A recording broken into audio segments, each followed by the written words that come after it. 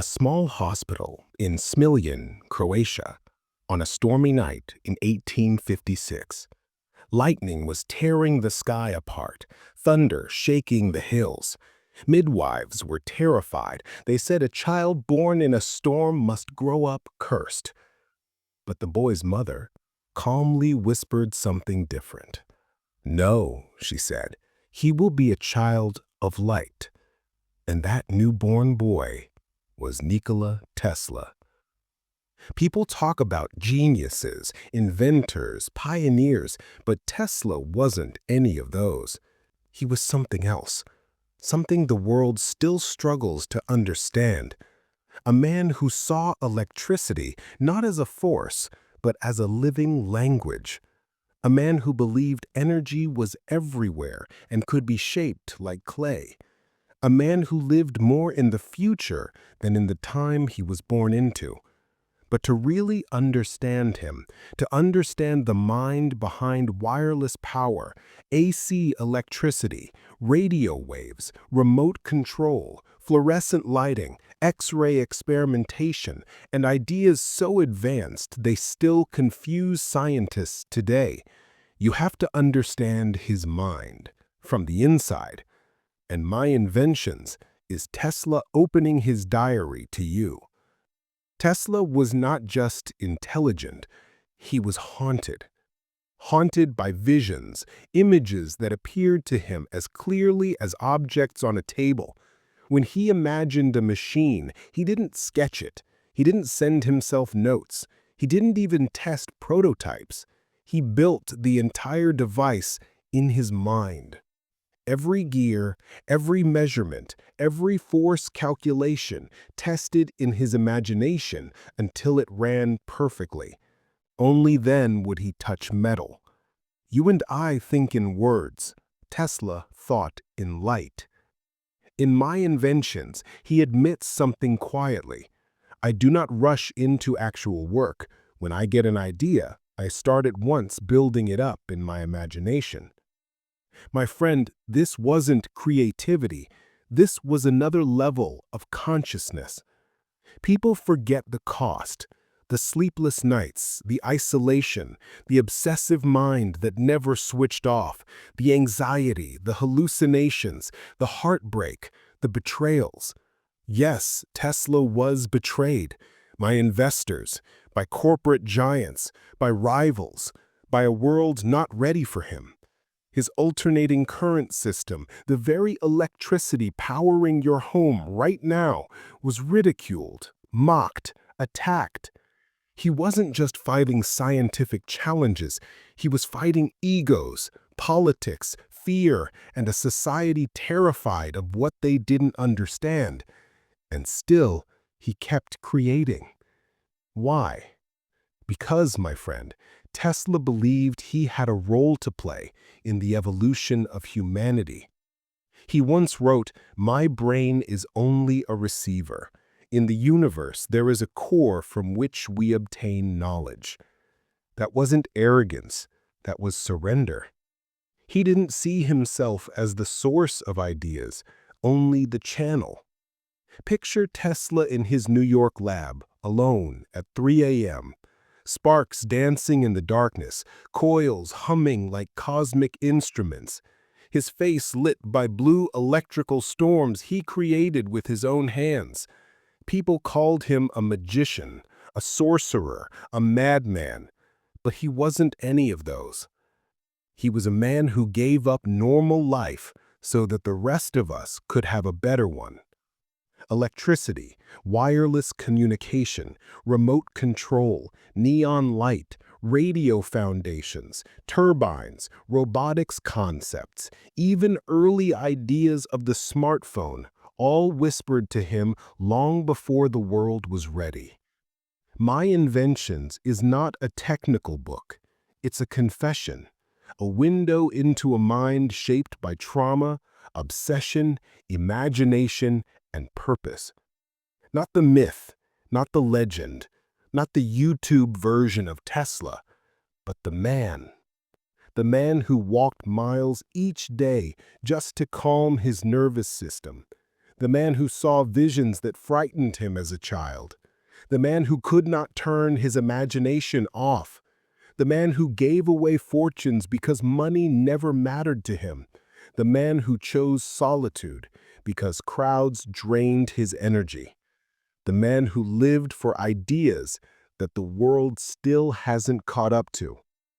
My friend, if you've ever felt different, if you've ever felt misunderstood, if you've ever felt your mind works in a way others can't see, Tesla's story will touch something deep inside you. Because My Inventions is not his autobiography. It's a map of how a human mind can reach extraordinary heights when it refuses to shrink itself. Take a breath. Let's step into the world of Nikola Tesla. You're listening to Wise Alchemy. Let's begin. To understand Nikola Tesla, you must first understand where he began. Not in a laboratory filled with sparks, not surrounded by coils and lightning, not inside a grand vision of the future, but in a small village in Smiljan, Croatia, where the nights were silent and the world felt impossibly big for a boy with an imagination even bigger.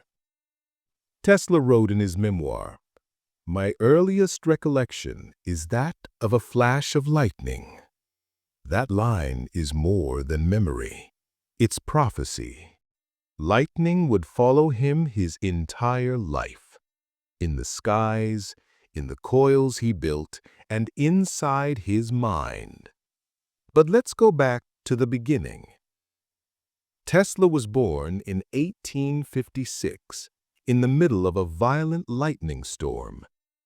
The midwife, frightened by the thunder, whispered, "This child will be a child of darkness."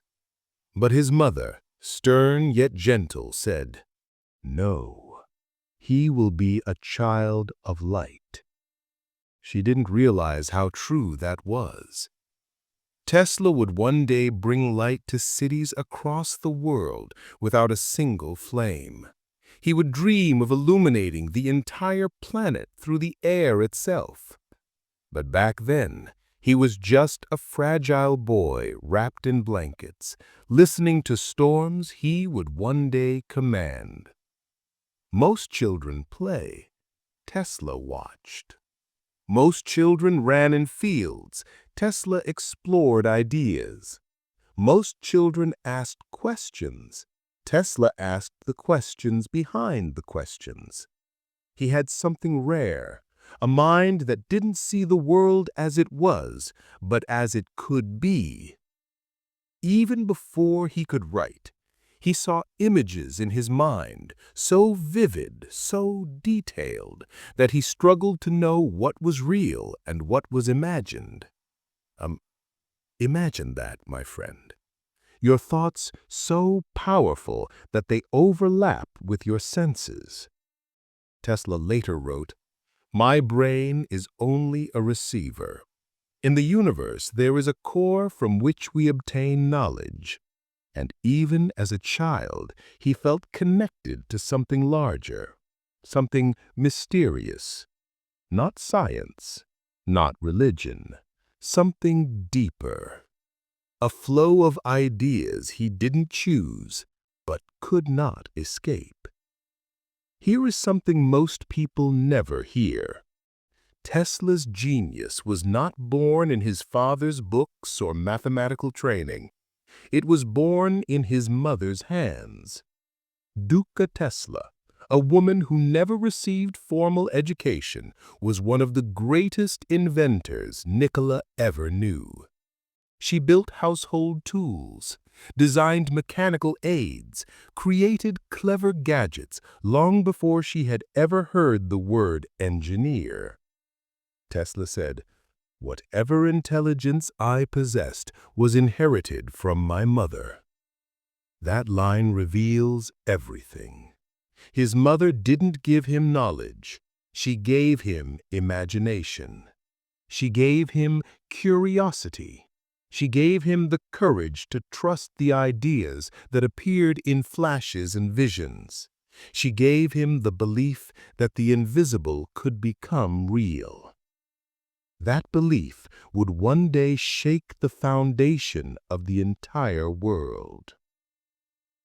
While his mother shaped his creativity, Tesla's father, Milutin, wanted him to follow a different path. A priest, a scholar, a disciplined man of words. But Tesla? He felt electricity in his bones long before he understood what electricity was. He loved poetry, but lived for invention. His father saw a boy dreaming too big for a life too small, and their conflict set the stage for one of the greatest minds to ever walk the earth. Tesla wasn't trying to escape his father's expectations. He was trying to escape the boundaries of the possible. There is a story Tesla tells of watching a water wheel as a child. Most children would see nothing unusual, but Tesla watched the blades, the angle of impact, the energy loss, the inefficiency of the motion, and suddenly, in one moment, he redesigned the wheel in his mind to make it more efficient. No tools, no paper, no experiments. He simply saw it, clearer than reality. He later said, "The idea came like a flash, and in that flash the truth was revealed." For Tesla, imagination was not escape. It was engineering. It was the blueprint of the future. It was the beginning of a mind the world was not ready for. When Nikola Tesla was a boy of 8 or 9, he began experiencing something he didn't know how to explain. Not daydreams, not fantasies, not imagination. Visions. These weren't gentle visual thoughts. These were explosions of imagery, so vivid, so detailed, so overwhelming that he couldn't tell where reality ended and the visions began. He once wrote, "They were pictures of things I had never seen before. They came like flashes of lightning." Imagine that, my friend. Being a child and every sudden emotion, fear, excitement, surprise, triggering a mental movie you could not turn off. These flashes terrified him. He thought he was losing control of his mind. But slowly, painfully, he learned to guide them. He realized that if he could visualize something, he could change it, rotate it, mold it, redesign it without ever touching it physically. This was the beginning of Tesla's legendary ability to create inventions entirely in his imagination before building them in the real world. But at this age, it felt like a curse. Sometimes the gifts that make you extraordinary arrive in your life as burdens. My friend, Tesla was brilliant, beyond brilliant, but school frustrated him. Teachers thought he was lazy. Students thought he was strange. Adults thought he was distracted. But Tesla wasn't distracted. His mind simply worked differently. Where other children saw a river, Tesla saw the mathematics of flowing water. Where others saw a windmill, Tesla saw the mechanical forces hiding inside the rotation. Where others saw lightning, Tesla saw a message the universe was trying to send humanity. He once said, "The desire to understand was stronger than any fear." That's what separated him. Not talent, not intelligence, curiosity. Relentless, burning curiosity. But curiosity is dangerous in a world that prefers obedience. Tesla questioned everything. teachers, textbooks, beliefs, traditions. And that questioning made him a lonely child. But loneliness is often where genius grows. There's a story he told, quietly, almost casually, but it reveals the mind of the future inventor. One day, Tesla's father asked him to calculate the amount of water flowing through a small creek near their home. Most children would guess. Tesla didn't guess. He built a small turbine from scrap materials, redirected the water, and measured the rotational force to calculate the creek's volume flow rate. He was 9 years old. He wasn't solving problems. He was inventing systems to solve them. This is the first sign of a mind that would later create alternating current, the Tesla coil, wireless power, early robotics, remote control, ideas for the smartphone, early concepts of radar, and even visions of wireless global energy. But back then, it was just a boy trying to understand a creek. Genius rarely announces itself with fireworks. It whispers through curiosity. Tesla's childhood was not easy. He suffered illnesses, body weakness, fevers that made him bedridden. And during those long hours confined to a small room, his imagination became his refuge.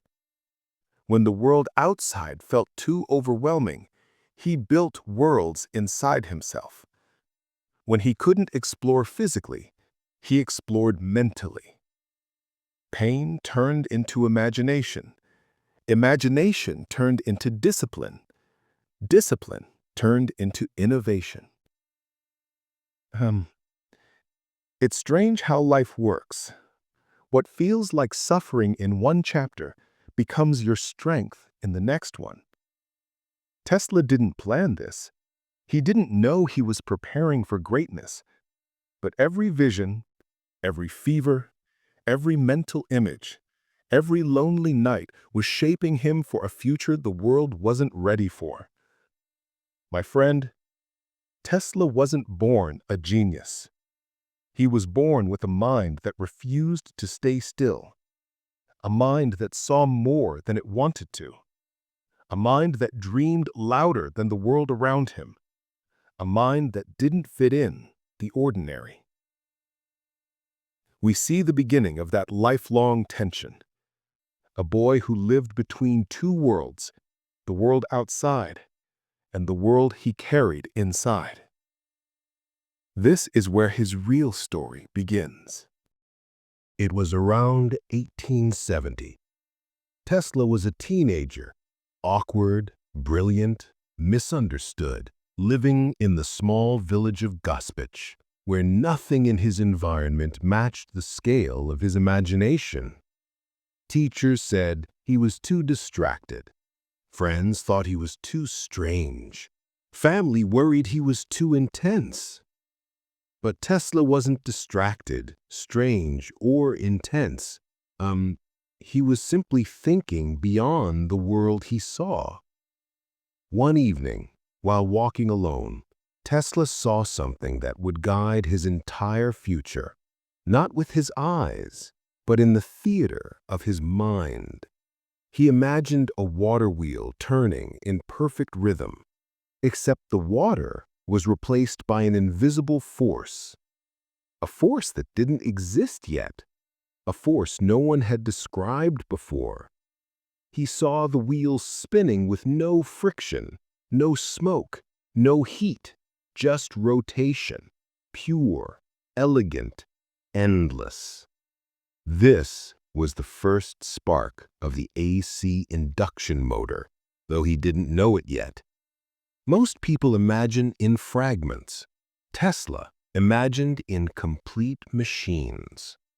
He later wrote, "My invention came like a flash of lightning." But that lightning began here, in a quiet walk, in a teenager's mind, in a vision too advanced for his time. Um, can you imagine, my friend, seeing the future while everyone around you barely imagines tomorrow?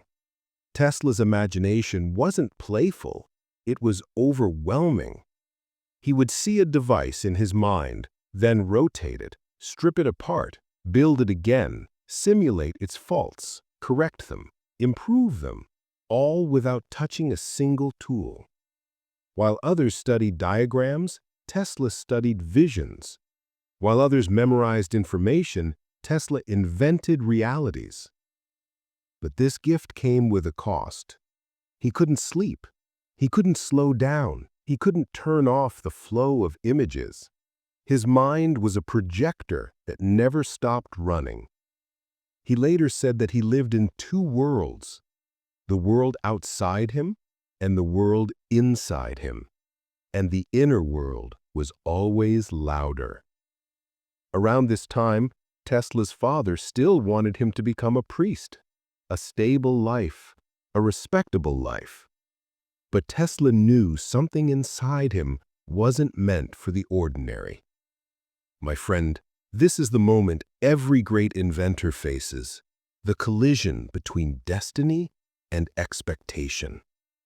One night, exhausted from mental images and school pressure, Tesla collapsed from illness, a severe crisis that brought him near death. Doctors said he might not survive. And it's in moments near the edge that truth becomes clear. Tesla's father, desperate, told him, "You will go to engineering school. You will build your machines. Just stay alive." That sentence saved Tesla's life and awakened his purpose. In that fragile moment, he realized something powerful. He wasn't meant to follow a path. He was meant to create one. At the point where Tesla chooses creation over tradition, vision over safety, electricity over expectation. From this moment onward, he was no longer just a young man with strange visions. He became a mind on a mission, a consciousness shaped by imagination, a future giant learning to walk. My friend, Tesla didn't become a genius at 30. He became a genius at 15. The world just took decades to catch up.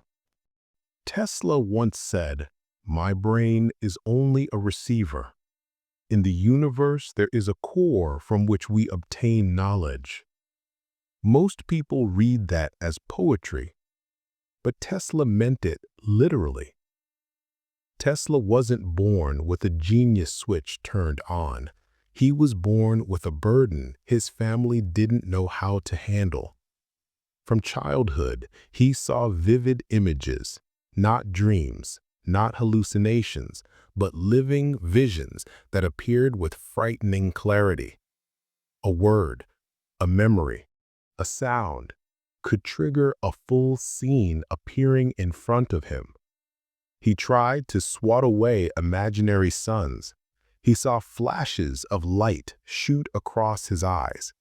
He felt trapped between the world outside and the one exploding inside. Doctors had no name for it. His parents feared it was madness. Tesla feared it too. But later, this curse would become the foundation of one of the greatest scientific imaginations in history. Because where others imagined vaguely, Tesla engineered in his mind with mathematical precision. By his early teens, Tesla discovered something extraordinary. He could build machines entirely inside his mind. Not sketches, not rough shapes, but full mechanisms, wheels rotating, magnets spinning, currents flowing, gears engaging, all obeying the laws of physics exactly. And he could test them in silence. If the design vibrated too much, his mind corrected the flaw. If it overheated, he redesigned its structure. If the torque failed, he rebuilt it from scratch. My friend, Tesla did not invent in reality first. Reality was his second step. The first step was imagination so detailed that no blueprint could match its accuracy.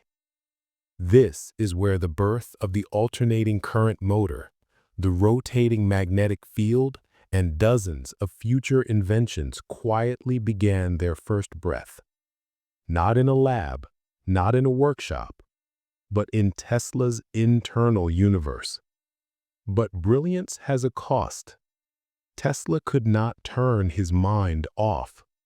Not at night, not during meals, not during conversations. His imagination raced faster than his body could keep up. He described it as a continuous loop of visions that exhausted my nerves as if I lived twice, once in the world and once inside my mind. Can you imagine living like that? Every thought triggering an image, every image triggering a question, every question triggering an invention? No wonder Tesla often felt isolated, not because he disliked people, but because his mind lived in a different dimension. Tesla's inner universe was not chaos, it was order. When someone described a machine, Tesla saw a rotating diagram. When someone explained a natural phenomenon, he saw the forces flowing through it. When he read about electricity, he saw currents dividing and rejoining like rivers in the dark. He didn't see the world as objects and events. He saw it as systems interacting. Patterns, frequencies, relationships, waveforms, fields, connections. My friend, this ability would define the rest of his life. Where others tried to solve problems with effort, Tesla solved them with vision. He didn't figure things out. He saw them. That is the genius of Nikola Tesla. Not just intelligence, but perception. The visions exhausted him. He struggled to sleep.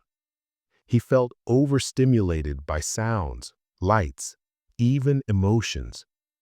Doctors thought he had a nervous disorder. His father thought he was fragile. Others dismissed him as eccentric. But Tesla wasn't fragile. He was overloaded. His mind absorbed too much, processed too fast, and refused to rest. And yet, inside this battle between brilliance and overwhelm, Tesla discovered the ability that would change the world. The power to create entire inventions in his mind before touching a single piece of metal. Let me take you back to a moment in Tesla's young life that he rarely spoke about, yet it shaped everything that came after. Picture this: a dim room in a small village home, a single lantern flickering in the corner, a thin teenage boy lying in bed, eyes open, staring into darkness that most people would simply sleep through. But Nikola Tesla did not sleep. He saw. Not the way we see things, not with ordinary imagination. He saw visions so clear, so detailed, so overwhelming that they felt like hallucinations.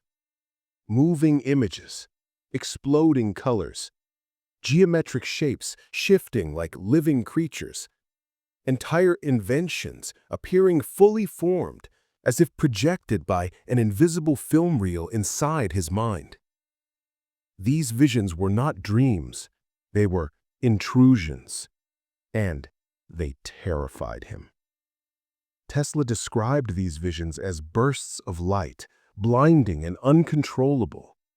They arrived without warning when he was excited, afraid, lonely, or even bored. Imagine, my friend, you're sitting with your family and suddenly a flash of light erupts in your mind, so bright you forget where you are. Imagine trying to speak, but a rotating mechanical wheel fills your entire inner world, blocking your thoughts, consuming your attention. Tesla was just a child, yet he carried a mind that behaved like a lightning storm. But here's the part most people miss. These visions were not madness. They were the early signs of a genius mind forming. A mind that did not think in words, but in machines. A mind that did not imagine shapes, but constructed them in real time. A mind that could rotate objects mentally, take them apart, rebuild them, and analyze their flaws without ever touching metal. For a young boy, this was frightening. But for the future inventor of alternating current, it was destiny. There was a night, Tesla describes it quietly in his writings, when he lay awake, exhausted from these visions. He could not silence them. He could not escape them. They were not sparks of inspiration. They were storms.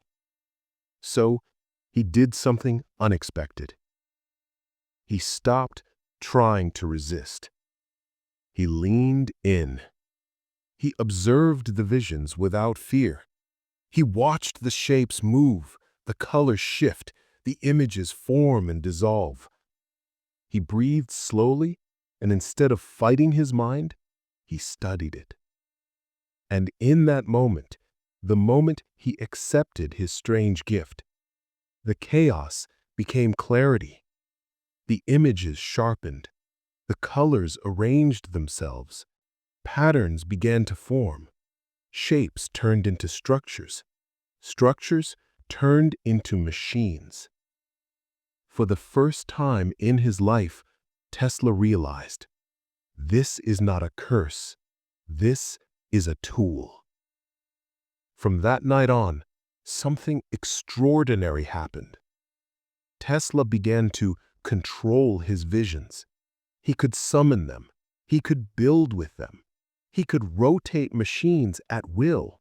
He could test designs in his mind with perfect accuracy. My friend, this became his greatest invention.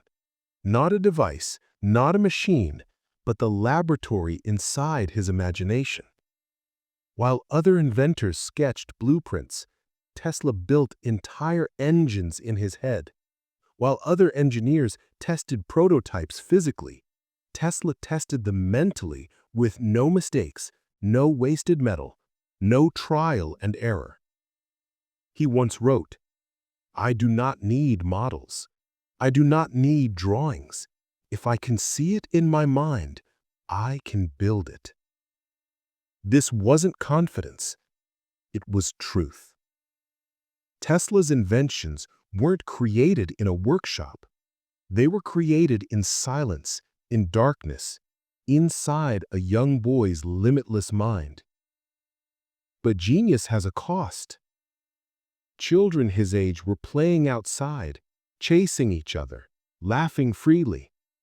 Tesla? He was inside his own consciousness, struggling to understand the universe at an age when most children struggle with homework. He never felt normal. He never felt ordinary. He felt separate, as if he was born to think differently, even if it meant suffering for it. And that loneliness, that quiet isolation, became the foundation for his greatest inventions. Because people who feel different often build worlds inside themselves that the ordinary mind cannot imagine. Tesla was already building one. Tesla's genius did not begin in a laboratory. It began in a fragile teenage mind struggling with visions it could not control, until he realized those visions were not haunting him. They were guiding him. My friend, Greatness often begins where struggle begins. Tesla's mind was not normal. It was not comfortable. It was not peaceful. But it was extraordinary. And that was enough to change the world. Every great life has a turning point. A single moment where the world shifts, where childhood dissolves, and destiny steps forward and whispers, "Now it's your turn." For Nikola Tesla, that moment arrived quietly, unexpectedly, in a flicker of imagination that changed the course of his entire life. From childhood, Tesla's imagination wasn't normal. It was explosive, uncontrollable, overwhelming. He didn't just think of images, he saw them, clear as reality. A sound, a word, a memory, and suddenly an image burst into his mind like lightning. For most children, imagination is a toy. For Tesla, it was a storm. He once wrote, "I had the peculiar ability to visualize in my mind, without any effort, images of things and scenes." But this ability came with suffering. He would see terrifying flashes, blinding light, shapes, patterns that invaded his senses. He would cover his eyes, but the visions only became sharper. Physicians thought it was an illness. Teachers thought he was distracted. His family thought he was daydreaming too much. But Tesla knew, deep inside, that something was waking inside his mind. Something unusual, something powerful, something not meant for ordinary life. Sometimes your greatest gift appears first as your greatest burden. One day, while walking near a river with friends, Tesla noticed an old water wheel, broken, unmoving, abandoned. But in his mind, he saw it turning, not with water, but with the invisible forces of nature. He stopped walking. His friends laughed, but Tesla wasn't listening. He was staring at something they couldn't see. A world powered not by muscle or steam, but by energy. Energy extracted from nature the way a poet extracts beauty from silence. That moment sparked something deep in him. He didn't know yet what electricity truly was. He didn't know yet what alternating current meant. He didn't know that one day he would light up entire continents. But he knew one thing. Nature is full of hidden forces, and he could see them before anyone else. This was Tesla's first vision of a world transformed by ideas instead of machinery.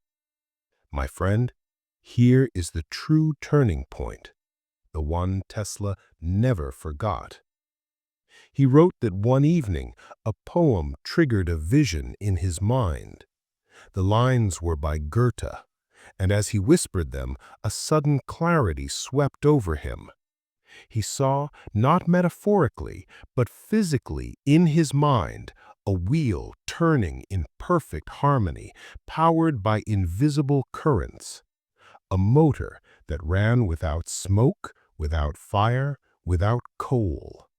A motor that worked with an unseen rhythm of nature. This vision was the seed of alternating current, the system that would one day power the whole modern world. Imagine that. A 12-year-old boy standing alone in a field, seeing the blueprint of humanity's future as naturally as others see clouds drifting in the sky. Tesla later wrote, "The idea came upon me like a flash of lightning, and in an instant the truth was revealed." My friend, this was not inspiration, it was initiation. Tesla wasn't becoming an inventor, He was becoming a vessel for ideas the world wasn't ready for yet. When Tesla returned home that night, he wasn't the same boy. He couldn't unsee what he had seen. He didn't have the tools, he didn't have the knowledge, he didn't have the language for it yet. But he had the spark, and that was enough. This single moment of clarity would later evolve into AC electricity, wireless transmission, remote control, radio, neon lighting, turbines, alternating motors, all of it from a spark inside a child's imagination. Destiny doesn't announce itself with fanfare. It arrives quietly, softly, in the mind of someone who dares to see what others ignore. Let's step into a moment that changed the future of electricity. Not with sparks, not with lightning, but with a young immigrant stepping onto American soil with nothing but a notebook, a dream, and a mind that refused to obey the limits of the age. It is June 1884. New York City isn't the glowing dream you know today. It's dark, dirty, humming with horses, factories, unlit streets, a world waiting for someone to bring it into the light. And walking quietly through that noise is Nikola Tesla, 26 years old, holding only a letter of recommendation that says, "I know two great men. You are one of them. The other is Thomas Edison." Um, Imagine reading that, alone in a foreign land with only hope to protect you from fear. This is the moment Tesla enters Edison's world. Tesla walks into Edison's office, a man surrounded by machines, wires, batteries, assistants running everywhere. Edison is a storm of movement, a practical mind, a man who believes in brute force experimentation. Tesla is the opposite, a quiet storm, precise, mathematical, a thinker who sees entire machines in his mind before touching a single tool. Two geniuses, two philosophies, two galaxies about to collide. Edison looks at Tesla, studies him, and realizes this young man sees electricity in ways no one else in America does. Tesla talks about alternating current. Edison waves it off. He believes only in direct current, DC, the system he built his empire on. But even Edison can't deny Tesla's brilliance. Within days, he hires him. The moment Tesla enters Edison's workshop, he steps into a battlefield without realizing it. Not a battlefield of guns or soldiers, but a battlefield of ideas. Machines bursting with heat, broken dynamos waiting for repair, smoke from acid batteries clouding the air. Tesla sees inefficiency everywhere, chaos everywhere, and with that quiet confidence, he begins fixing Edison's entire system faster than anyone Edison had ever seen. He rewires generators, improves motors, solves electrical failures that Edison's best engineers spent weeks struggling with. Edison was impressed. Everyone was impressed. But admiration is not the same as alignment. Because while Tesla could repair Edison's machines, he could already see beyond them. He knew DC was limited, too weak, too expensive, unable to travel long distances. He knew the future was AC. He could see it as clearly as a blueprint floating in his mind. But Edison had built his reputation, his businesses, his identity on the promise that DC was the only way. And that, my friend, was the seed of a war that would soon shake the world. Let me show you the emotional tension here. Edison believed in trial and error, through sweat, persistence, and constant failures. Tesla believed in pure imagination, seeing the final design in perfect detail before ever building it. Edison said, "Let's try 1,000 versions." Tesla said, "Why try 1,000 when you can visualize the right one?" Edison's world was physical. Tesla's world was vision. Edison solved problems with his hands. Tesla solved them with his mind. Both brilliant, both necessary, both destined to clash. Because the world only had room for one electrical future. Tesla didn't know it yet, but this chapter of his life was only the beginning of a war far larger than himself. A war between AC and DC. A war between vision and tradition. A war that would decide how the entire planet would be powered. And in Edison's workshop, Tesla was just a talented engineer, not yet the revolutionary he would become. But history was already shifting beneath his feet. My friend, the world was about to witness not just a technological rivalry, but a battle of philosophies, a battle of egos, a battle of empires, a battle of currents. This is where the war of currents truly begins. Quietly, humbly, with a young genius fixing machines inside the empire of a man whose shadow ruled American electricity. Tesla didn't know it then, but he was destined to break that shadow. Let's step back into 1884. A workshop lit by gas lamps, humming with machinery, crowded with engineers who admired Edison like a king. And then there was Tesla, standing in the corner, tall, thin, intense. His mind filled with visions no one in the room could understand. He didn't just fix problems, he transformed them. Where others tinkered, Tesla reimagined. Where others followed orders, Tesla saw possibilities. And Edison noticed. But admiration, my friend, is not the same as respect.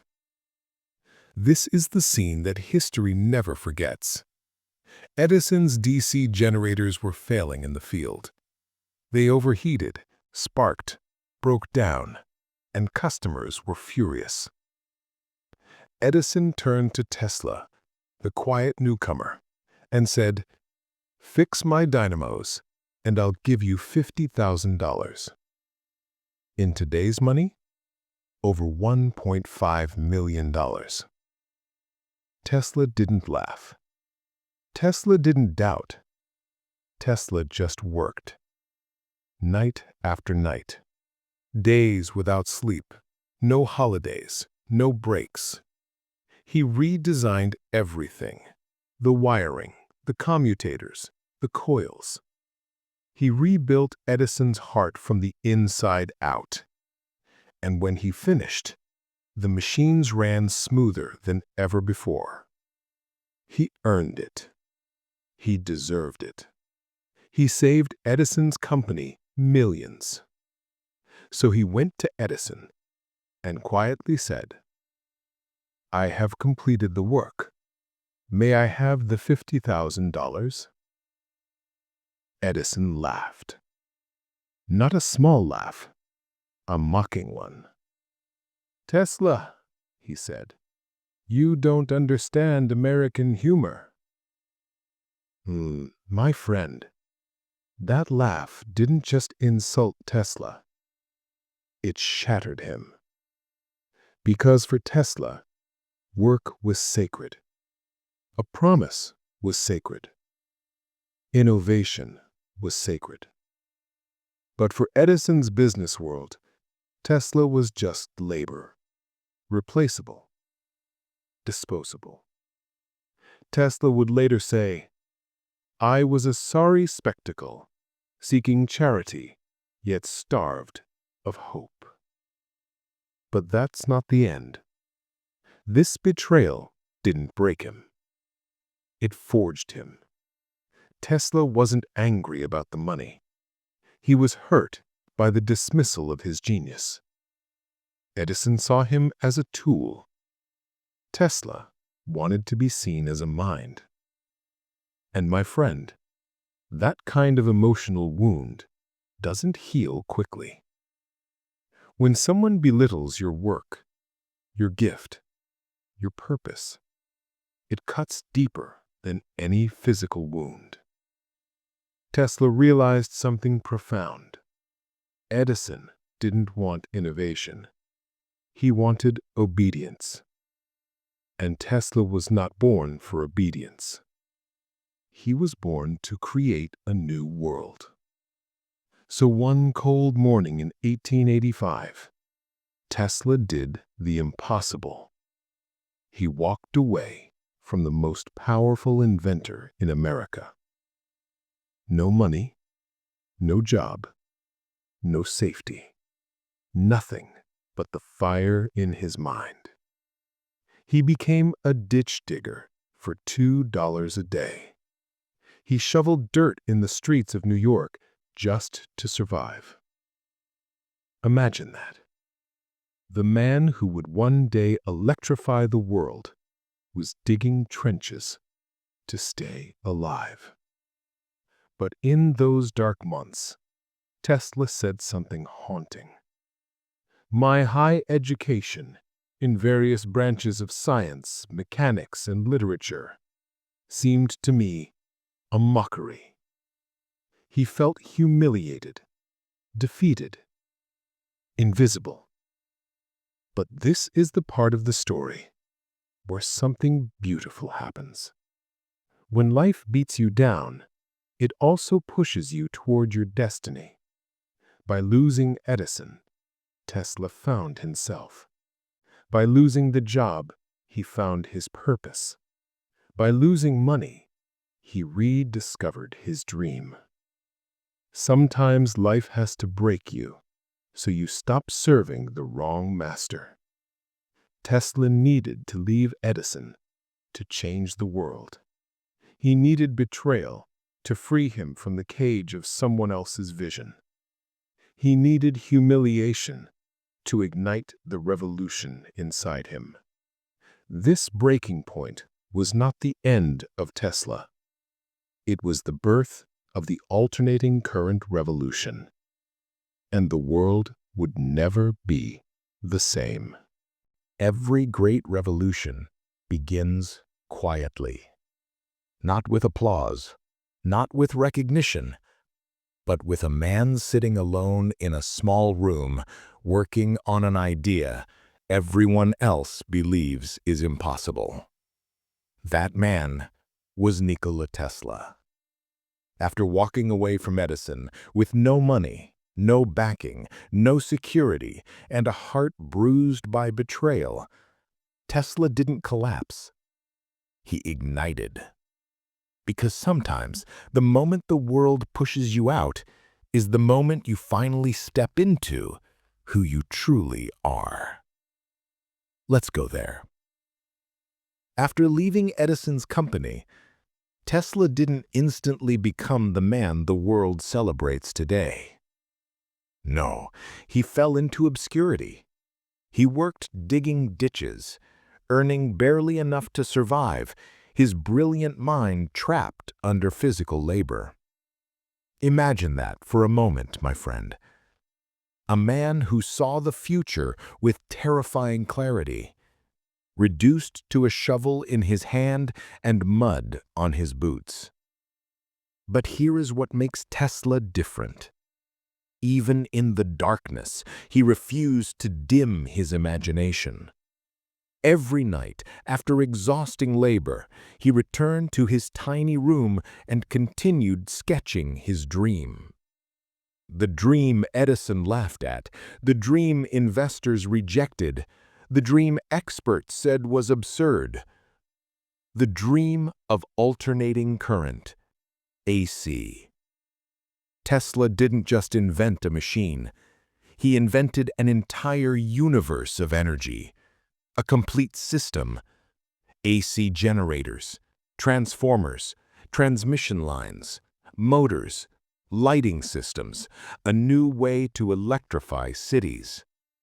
And all of it existed first in his mind. Imagine a man who could see every gear, every coil, every magnetic pulse with such clarity that he didn't need diagrams. He would close his eyes and the machine would run inside his imagination. If a part failed, he would repair it in his mind and visualize it running again. No paper, no laboratory, no funding, just Tesla's mind against the limitations of the physical world. My friend, this is where destiny enters the room. In 1888, Tesla presented his AC motor to the American Institute of Electrical Engineers. And sitting in that audience was a man who would change everything. George Westinghouse. A visionary, a businessman, a man who wasn't afraid of bold ideas. While Edison mocked Tesla, Westinghouse saw genius. He approached Tesla and said, "Your system will transform the world. I want to help you build it." Those words were oxygen to a man who'd been suffocating for years.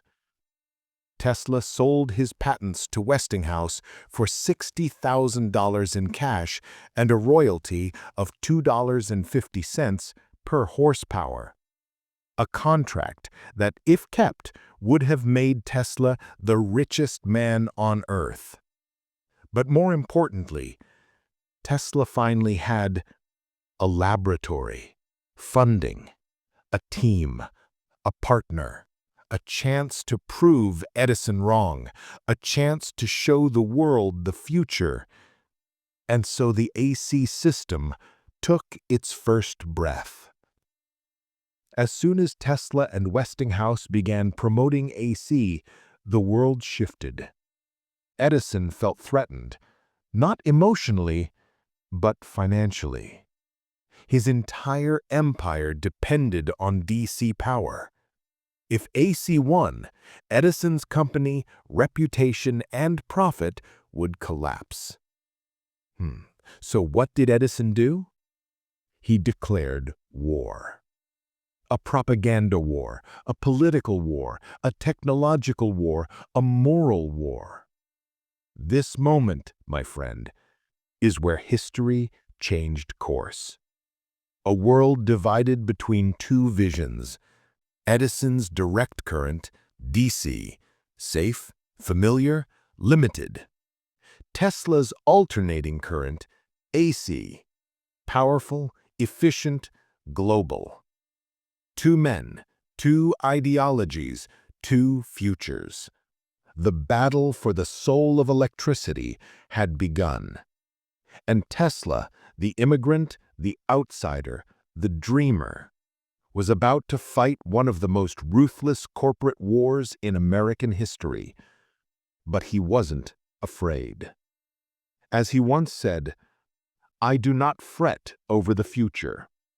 I am concerned only with the present, to create." And create he did. There's a moment in every great life where vision stops being a dream and becomes a destiny. For Nikola Tesla, that moment arrived in 1888 inside a crowded lecture hall at Columbia University, where he stood trembling, not from fear, but from the electricity running through his imagination. He was about to reveal something the world had never seen, something that would rewrite the story of modern civilization, the alternating current system, the technology that would one day power the entire planet. But let's step back for a moment, because this isn't just a story of invention. This is a story of a man finally stepping into his truth. Tesla had walked away from Edison with no money, no support, no allies, just belief. A belief so strong it bordered on madness. He took odd jobs digging ditches. He worked in basements. He lived in rented rooms with nothing but paper, pencils, and a mind that refused to dim. Most people, after being humiliated by the greatest inventor in America, would have given up. But Tesla wasn't most people. The desire that guides me is stronger than any humiliation, he once said. So he kept designing, kept calculating, kept dreaming in blueprints. And then, fate knocked on his door. In 1888, Tesla was invited to demonstrate his AC motor before a panel of scientists. When he turned on the machine, smooth, quiet, efficient, the room fell silent. No sparks, no overheating, no choking smoke, just elegance. And sitting in that audience was the man who would change Tesla's life, George Westinghouse, a businessman with a heart big enough to recognize genius when the world ignored it. Westinghouse approached Tesla and said, "You have given the world something extraordinary." Tesla, exhausted from years of rejection, barely whispered, "Thank you." That moment was more than a business deal. It was validation. For the first time since arriving in America, someone believed in him. Westinghouse didn't just buy Tesla's patents, he bought Tesla's dream. And with that support, Tesla's AC system was finally ready to step out of the shadows. Together, Tesla and Westinghouse created a vision so audacious, so brilliant, that newspapers called it insanity. Light every city, every factory, every home with alternating current. Imagine America in the late 1800s, cities lit dimly by gas lamps, streets disappearing into darkness, factories struggling with weak power. And now, imagine Tesla's vision. Bright streets, safe homes, power that could travel hundreds of miles. A system so efficient it would change the rhythm of human life. People laughed. Some were terrified. Others said AC was dangerous, impossible, deadly. But Tesla smiled. He knew the truth. Progress always looks like danger before it looks like destiny. By 1890, cities began turning quietly toward the AC system. Small power stations opened. Engineers adopted Tesla's motors. Factories modernized. The world was changing. Slowly, quietly, beautifully. And Tesla? He was just getting started. He didn't want to light cities. He wanted to light humanity. He dreamed of transmitting electricity wirelessly, free and limitless. He dreamed of towers that could send energy across oceans. He dreamed of a world connected not by wires, but by waves. My friend, Tesla's vision wasn't to build machines. His vision was to build the future. From childhood, Tesla suffered from what doctors back then called visions. Flashes of light, shapes forming, images appearing out of nowhere. But Tesla did not see this as a curse.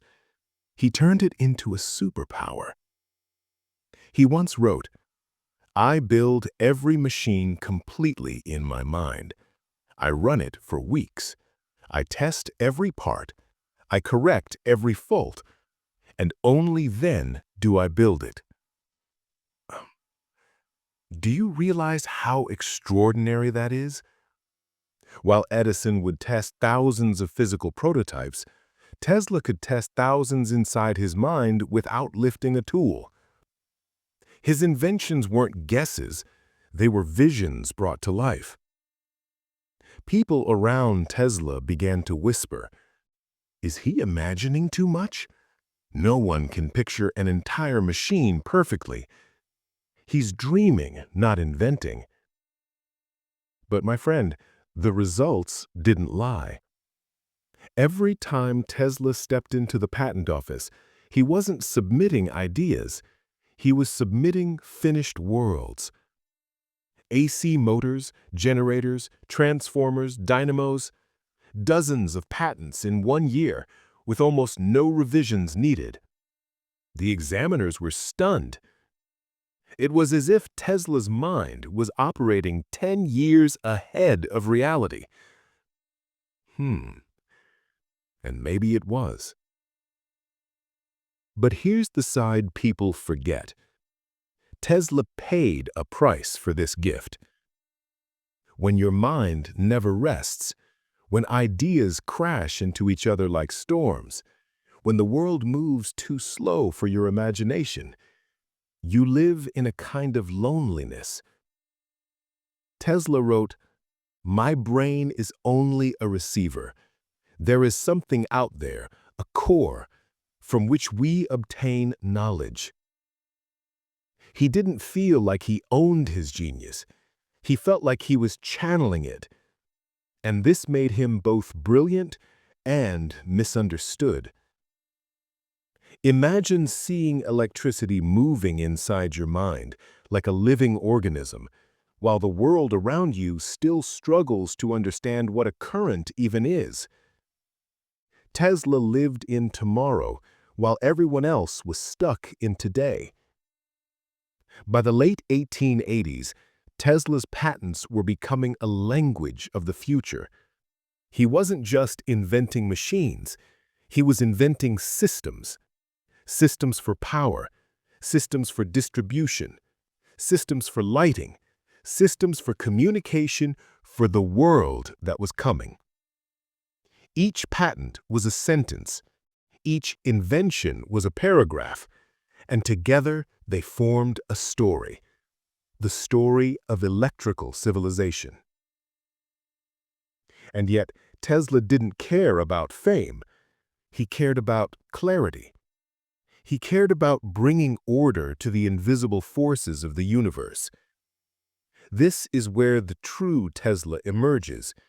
Not the eccentric showman, not the poor inventor, not the rival of Edison, but the man who could see physics the way an artist sees color. Sunlight, wind, waves, lightning. To Tesla, these weren't mysteries or dangers. They were music. And he believed humans could learn to conduct that music instead of fearing it. My friend, this is not about patents. It's about a mind that reshaped the world because it could imagine a world that did not yet exist. Now, Tesla's vision is about to collide with money, politics, business, and the greatest rivalry in electrical history. After the dazzling triumph of the Chicago World's Fair, the world finally began to understand what Tesla had seen long before anyone else. Electricity was not just a tool, it was the nervous system of the future. But Tesla wasn't celebrating. He wasn't interested in applause or trophies or headlines. He was already thinking about something impossible, something so ambitious that even his supporters whispered, has Tesla finally lost touch with reality? The dream was Niagara Falls, a waterfall so massive, so powerful, so ancient that Native American tribes once believed it was the voice of the Great Spirit. Engineers had studied it for decades. Kings and presidents fantasized about harnessing it. But everyone came to the same conclusion. Too dangerous, too expensive, too unpredictable, too powerful to control. Tesla looked at that same roaring wall of water and said, "This will power the modern world." Before Niagara, electricity was mostly for lighting cities. A beautiful luxury, yes, but still limited. But Tesla, he didn't dream in luxuries. He dreamed in systems. He imagined a nation connected by invisible rivers of energy, motors running silently, factories humming day and night, homes warmed without wood or coal, machines working without smoke. It wasn't just engineering to him. It was liberation. A world unchained from fuel, from darkness, from distance, from physical limits. While Edison wanted to electrify neighborhoods, Tesla wanted to electrify civilization. The moment the Niagara Commission announced they were seeking proposals for a massive hydroelectric plant, the world's greatest inventors flooded in. Siemens, Edison, Thomson-Hoesen, British and German engineering giants. They all submitted blueprints. They all insisted DC systems were the only safe option. They all said Tesla's AC was too risky for such a monstrous power source. And yet, behind closed doors, in smoky boardrooms, one proposal kept resurfacing: Tesla's alternating current. Not because it was easy, not because it was safe, but because it was the only system that could carry electricity miles and miles away, far enough to power entire cities. Still, Tesla himself had no voice in the room. Westinghouse represented him, but Tesla was not a businessman. He was a dreamer, sitting in a quiet New York laboratory, diagramming the future in chalk. But sometimes, the world chooses a dreamer over a salesman. It wasn't marketing, it wasn't politics, it wasn't chance. It was physics. AC could travel. AC was flexible. AC could scale. Niagara was not a project for the present. It was a project for the next 100 years. And Tesla was the only man thinking in centuries. When the commission finally chose Tesla's polyphase AC system, newspapers called it a victory for the impossible. But the real work was only beginning. January 1897 was a winter the world would never forget, because for the first time in history, an entire city, Buffalo, New York, was powered by a waterfall 26 miles away, Niagara.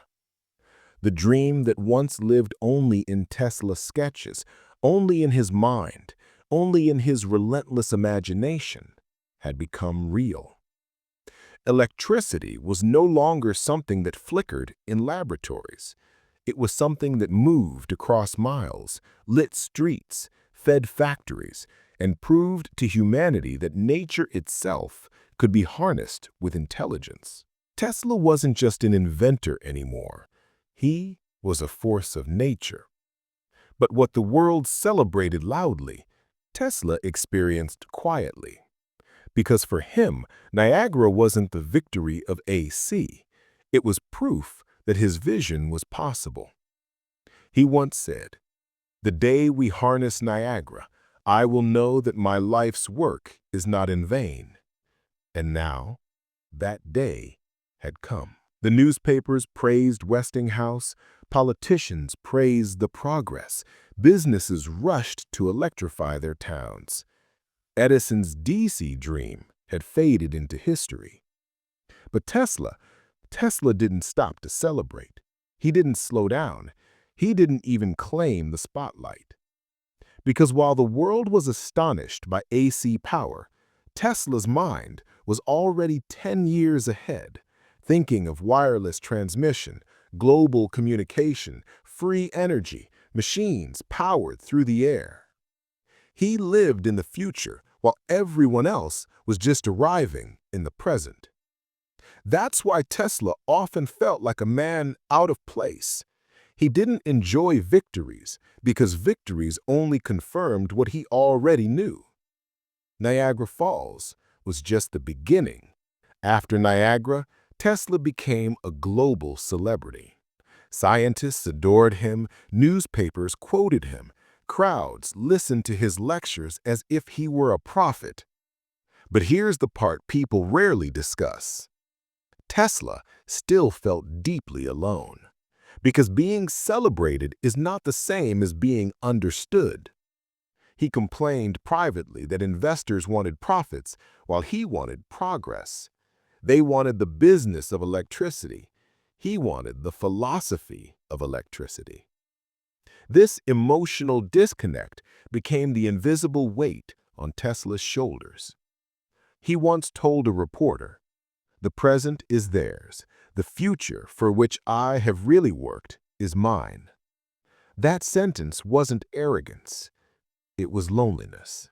After Niagara, industries raced to electrify. Factories switched from coal engines to AC motors. Streetlights transformed nighttime life. Electric trams replaced horse-drawn carriages. Homes began receiving stable power. American cities exploded with innovation. But the biggest change? The world realized Tesla's ideas weren't impossible. They were inevitable. His polyphase AC system became the global standard. His motors ran industries worldwide. His patents were studied like sacred texts. Even engineers who once doubted him now designed the world using his equations. Tesla had shifted civilization without ever lifting a sword. He won the war of currents not by force, but by being right. But now, Tesla faced a new question. If AC power could travel across miles, could power travel across continents, across oceans, through the air itself? This thought consumed him. He believed civilization should not be chained by wires. He believed energy should flow freely, like sunlight, like wind, like thought. Niagara had proven the world was ready for the first revolution. Tesla was ready for the second. And that second revolution, telegraphy without wires, global communication, energy transmission through the earth, would lead him to the most ambitious and dangerous stage of his life. Wardenclyffe. My friend, success changes a man. Sometimes gently, sometimes violently. And for Nikola Tesla, the success of Niagara Falls didn't bring peace, it brought pressure. Because now, for the first time in his life, the world didn't just notice him, it expected something from him. And expectations, as you know, can be heavier than failure.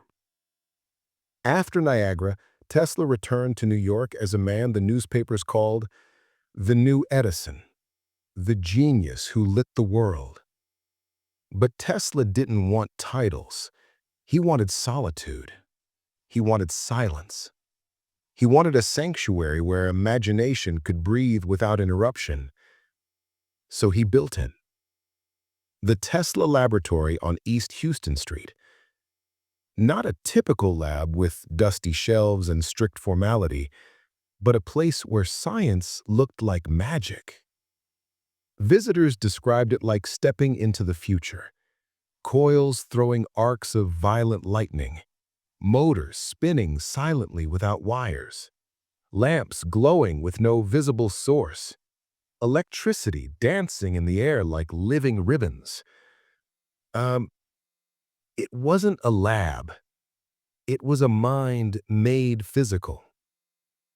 A place where Tesla could chase the ideas that were too strange, too ambitious, too impossible for the world. In this lab, Tesla began exploring things no one else dared to imagine. Wireless power, wireless light, wireless communication. And remember, this is the 1900s. Most people had barely seen a radio. Many didn't even have electricity in their homes. But Tesla was already thinking of a world where energy floated through the air like music, like wind, like breath. He wrote that Earth itself was a conductor, a giant battery waiting to be activated. He believed energy could be sent across continents with almost no loss. People didn't call him a scientist anymore. They called him a wizard. And the label wasn't always kind. Some feared him, some mocked him, some tried to discredit him. But Tesla moved forward with an intensity almost frightening. Because he wasn't chasing fame now, he was chasing a vision, a planet powered without burning a single drop of fuel. And here, my friend, we reach something tender. With each passing invention, Tesla drifted further from ordinary life. He avoided parties, he ate alone, he refused relationships, he slept only a few hours a night. His mind was expanding, but his world was shrinking. People close to him said, "Tesla lives in the future, but suffers in the present." This is the side of genius we rarely see. The cost of dreaming too big in a world that dreams too small. One night, during an experiment with resonant frequencies, Tesla accidentally triggered a small earthquake. Windows shattered, buildings shook, people ran into the streets. The police rushed to his lab expecting to find explosives. Instead, they found Tesla smiling quietly beside a small mechanical oscillator the size of a brick.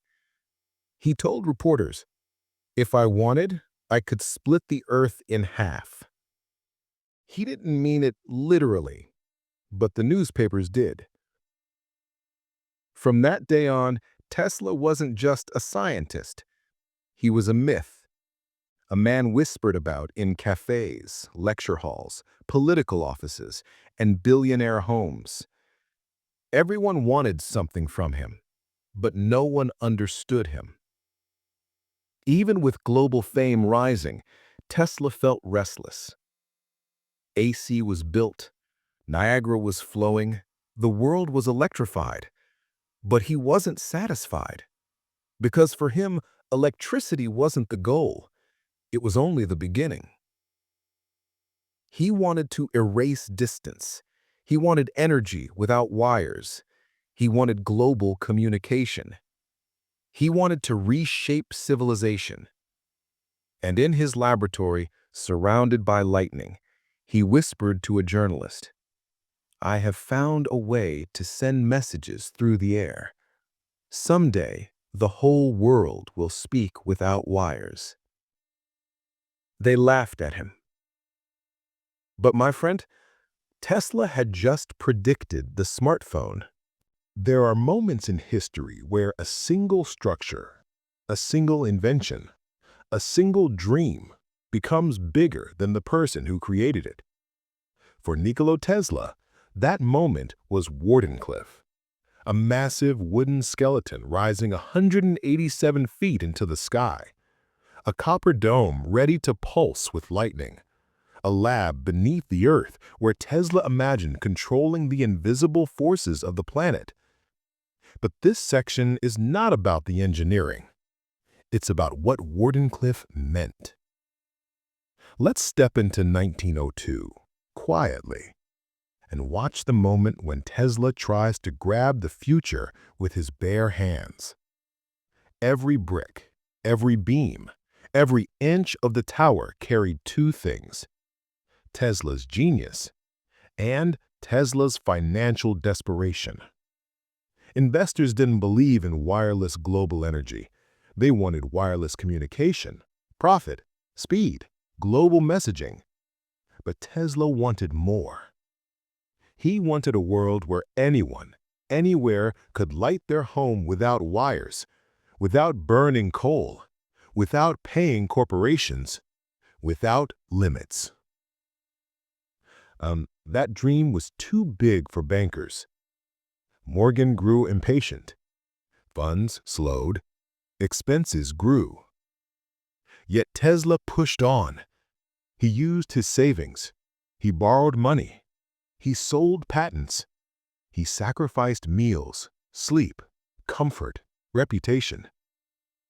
My friend, this tower was not built by money. It was built by obsession. Here's what most people never understand. Tesla did not dream of free energy because he wanted to be worshipped. He dreamed of it because he believed energy should not belong to the rich. It should belong to humanity. Think of what that meant in 1900. Millions living in darkness, children working in factories, cities choking on smoke, villages disconnected from education, medicine, opportunity. If electricity became free, a poor home could rise in quality of life instantly. A school could reach a child miles away. A farmer could power tools without debt. And a nation could grow without destroying its land. Wardenclyffe was not a tower. It was a manifesto. A statement saying progress must lift everyone, not just the ones with capital. Tesla wasn't fighting Edison anymore. He was fighting the entire economic system of the world. There is a detail from multiple accounts, not dramatic, not exaggerated, but powerful. One night, when the tower was nearly complete, Tesla powered one of his underground oscillators. The ground trembled. The air vibrated. Locals reported glowing blue light around the tower's metal dome. Some said they felt a tingling under their feet. Tesla stepped back, looked up at the unfinished giant, and whispered something to an assistant. "The earth itself is a conductor. She will speak back to us." In that moment, Tesla believed he had cracked the code. A world connected through the ground itself, no wires, no limits. He had touched the future with his fingertips, but the future was not ready. As the tower neared completion, Tesla received the message that would break him. Morgan would not fund another cent. Not because Tesla failed, but because Tesla succeeded too well. If energy could truly be transmitted wirelessly, who would buy copper? Who would sell electricity? What companies would survive? Wardenclyffe was a threat to the industrial age, and industries protect themselves. Tesla wasn't fighting physics anymore. He was fighting profit, a losing battle for any idealist. By 1905, the tower stood tall, magnificent, ready, silent. Tesla walked through the halls alone. Blueprints on the tables, half-finished coils, dust settling on dreams too early for their time. Wardenclyffe did not fail because Tesla was wrong. It failed because the world was not willing to change. But here's the truth, my friend. Wardenclyffe is not a symbol of defeat. It is a symbol of a mind that refused to accept the limits of the present. A man who was building the 21st century while the world was still stuck in the 19th. And even though the tower never lit the world, its idea still lives inside every wireless technology we use today. Tesla lost the battle, but his vision won the war. The moment Tesla announced Wardenclyffe to the world, a tower that could send electricity through the air, messages across oceans, ideas across continents, the world didn't stay silent. Some were amazed. Some were threatened. Some were confused. Some were ready to destroy him. And this reaction, this global shockwave, is where Chapter 6 truly begins.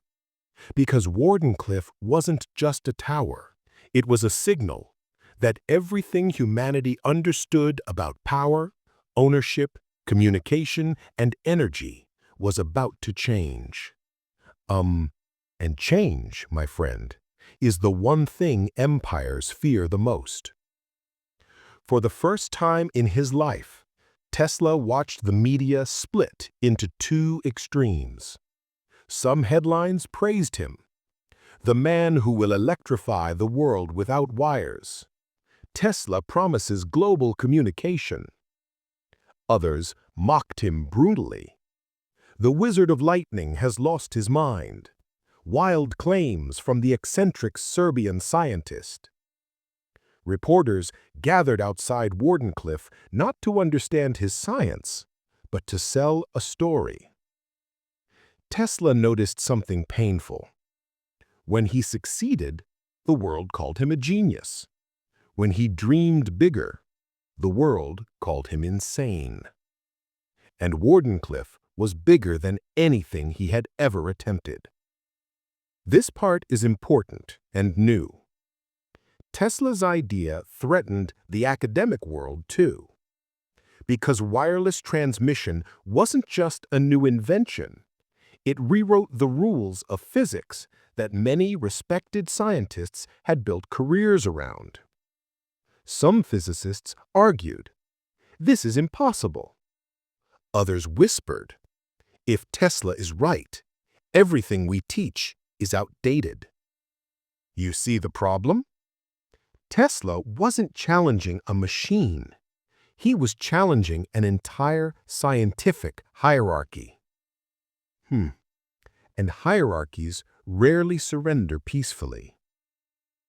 This is where the real battle begins. Oil companies, telegraph monopolies, power companies, banks, all of them understood what Wardenclyffe meant. If electricity becomes wireless, their entire business model dies. Wardenclyffe wasn't just a tower. It was a threat to power lines, telegraph cables, copper wire companies, landline monopolies, fuel-based energy industries. Tesla wanted to give energy to the world, but the world had built an economy on selling energy. Oh, my friend, and free energy is the greatest enemy of profitable energy. Suddenly, investors who once admired him started whispering behind closed doors. He must be stopped. This is brand new and crucial for your story. By 1902, rumors reached J.P. Morgan that Tesla's project wasn't just about communication. It might also transmit free electricity. Morgan didn't get angry yet. He got curious. And curiosity in a banker is far more dangerous than anger. Morgan's assistants asked Tesla, "Is it true your tower can deliver energy to everyone?" Tesla, honest and visionary, answered, "Yes, that is the goal." And that moment, that single moment, is where Tesla's fate quietly changed. Because investors invest in control, not freedom. This is where we expand the world without repeating anything from previous sections. While Tesla was building Wardenclyffe, Marconi was sending radio signals and collecting recognition. Einstein published early works questioning old physics. Cities were becoming electrified through AC networks Tesla pioneered. Wireless technology was turning into a global race. The world was modernizing faster than ever. But the man who laid the foundation for that modernization was becoming more isolated. Tesla was building the future, but the future was quietly leaving him behind. Tesla stood at Wardenclyffe at dusk, the tower rising like a dream against the sky, a dream he believed in more than anything. But behind that dream, newspapers turning, scientists doubting, industries conspiring, investors questioning, rivals advancing, funds thinning. He could feel it. The world wasn't ready for his vision. But Tesla? Tesla had never been ready for small dreams. He wasn't building Wardenclyffe for the present. He was building it for the century after. And that is why this chapter begins not with triumph, but with tension. Tesla is still rising, but the forces that will try to bring him down are rising too. My friend, history doesn't always break with a loud explosion. Sometimes it breaks quietly, in empty rooms, in unfinished towers, in the silence of a man who carried too big a dream. Wardenclyffe was not just a laboratory. It was Tesla's heart outside his body, a 187-foot monument to possibility, a structure built to prove that energy could be free. But by 1903, 1905, the world around Tesla was shifting faster than he could hold it together. Let's walk through what actually happened. Not repeated ideas, but the next chapter in Tesla's journey. While Tesla was designing wireless power, the world was investing in wired infrastructure, copper lines, poles, stations, companies. The business world didn't want a future where electricity flowed invisibly through the air, because you can't charge people for something you cannot meter. Tesla wasn't just fighting engineering limits. He was fighting the economics of the early 1900s. And then came the blow he never saw coming. J.P. Morgan pulled funding. Not with drama, not with anger, not even with a meeting. Just silence. A letter that simply said the project was no longer a priority.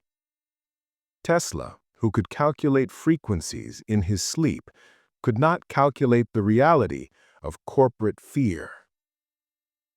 People forget this part, my friend. While Tesla worked on Wardenclyffe, the world was moving toward World War I. Nations weren't thinking about global communication or free energy. They were thinking about weapons, borders, alliances, armies, surveillance. Governments suddenly saw towers not as peaceful transmitters, but as potential espionage structures. Tesla was a visionary, but the world was turning paranoid. Wardenclyffe's giant tower, to Tesla, a symbol of unity, to governments became a symbol of possible threat. So even as Tesla kept working, the political climate was working against him. This part is important and not yet mentioned in any chapter before. Tesla wasn't just losing money, he was losing certainty. He had spent years fighting Edison, fighting critics, fighting patent thieves, but Wardenclyffe was the first time he began fighting himself. His notebooks from this time show a different Tesla, less confident, more restless, more anxious, more alone. One entry simply says, "Why is vision clearer than reality?" This is where his emotional decline begins, not from failure, but from the unbearable weight of being too far ahead of your time. By 1915, unpaid taxes mounted, construction halted, equipment rusted. Tesla walked the grounds alone. Imagine that, my friend. A man who once lit entire cities, now standing inside an unfinished tower, hearing only the sound of wind through metal.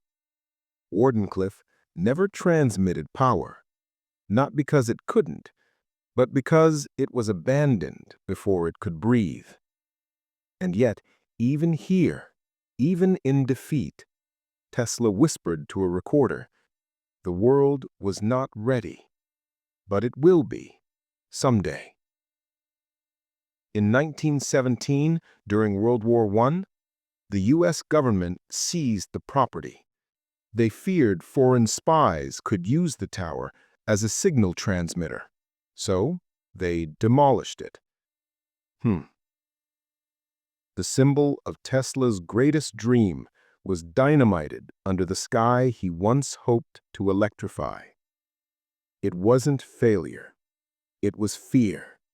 The fear of a world unable to understand him.